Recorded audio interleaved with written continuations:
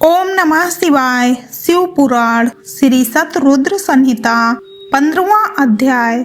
ग्रहपति को शिव जी से वर प्राप्ति। नंदीश्वर बोले, हे महामुने, जब इस प्रकार की बातें बताकर देव ऋषि नारद वहां से चले गए, तब उनके वचनों से देवी सुचिस्मति और विश्वानर को बहुत दुख पहुंचा और वे दोनों बड़े जोर जोर से रोने लगे। शोक में रोते हुए वे दोनों मूर्छित हो गए।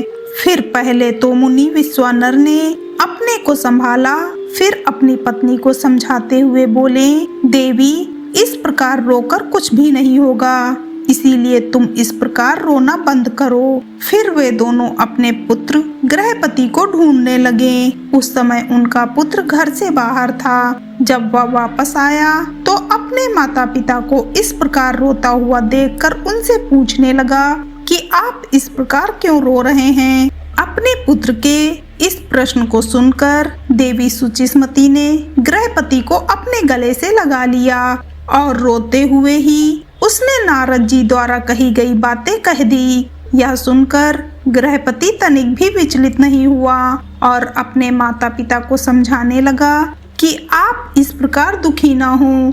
मैं मृत्यु विजयी शिव मंत्र को जप कर मृत्यु से अपनी रक्षा कर लूंगा। अपने पुत्र की साहसपूर्ण बातें सुनकर माता पिता दोनों बहुत प्रसन्न हुए और बोले कि मृत्युंजय भगवान शिव की आराधना करने से अवश्य ही सारे विघ्न दूर हो जाते हैं, अतः तुम उनकी शरण में जाओ, वे तुम्हारा कल्याण करेंगे। अपने माता पिता से आशीर्वाद लेकर बालक ग्रहपति काशी चलाया। वहां उसने स्नान करने के पश्चात शिवलिंग के दर्शन किए। विश्वेश्वर लिंग के दर्शन करने के पश्चात उसे बहुत प्रसन्नता हुई और वह अपने को भाग्यशाली मानने लगा कि उसे प्रभु के दर्शन हो गए। तब उसने वहीं एक शिवलिंग स्थापित किया। वह प्रतिदिन उस लिंग को 108 घड़ों में गंगा जल भरकर स्नान कराता था और फिर विधि पूर्वक उनकी आराधना करता था। उसका मन सदा ही शिव चरणों का स्मरण करता रहता था। धीरे धीरे समय बीतता गया। ग्रहपति ने 12वें वर्ष में प्रवेश किया। नारद जी की वाणी को सिद्ध करते हुए देवराज इंद्र ग्रहपति के सामने प्रकट हुए। इंद्र ने कहा कि बालक, मांगो, क्या मांगना चाहते हो। तब इंद्र की बातें सुनकर ग्रहपति ने उन्हें नमस्कार किया और बोला, प्रभु, मैं आपसे नहीं भगवान शिव से वरदान मांगना चाहता हूँ।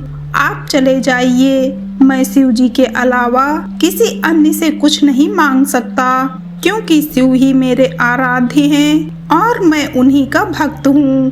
ग्रहपति के इन वचनों को सुनकर इंद्रदेव क्रोध से तमतमा उठे।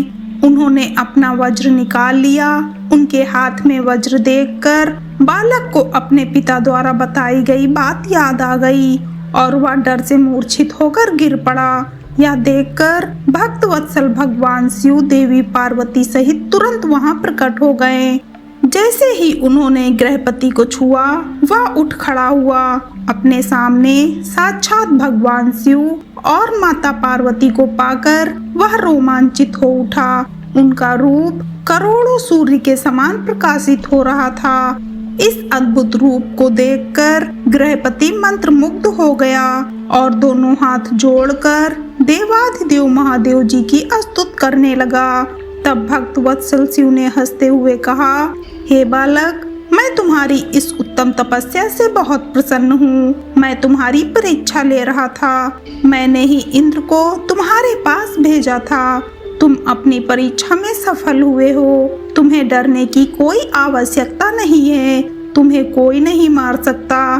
तुम्हारे द्वारा स्थापित किया गया मेरा यह लिंग संसार में अग्निश्वर नाम से विख्यात होगा और इसके तेज के आगे कोई ठहर नहीं पाएगा। यह अग्नि और बिजली से रक्षा करने वाला होगा। इस लिंग की पूजा करने वाले को अकाल मृत्यु का भय नहीं होगा। ऐसा कहकर भगवान शिव ने ग्रहपति के माता पिता को बुलाया और सबने मिलकर कल्याणकारी भगवान शिव का पूजन किया। तत्पश्चात शिव जी उसी अग्निश्वर लिंग में समा गए। हर हर महादेव।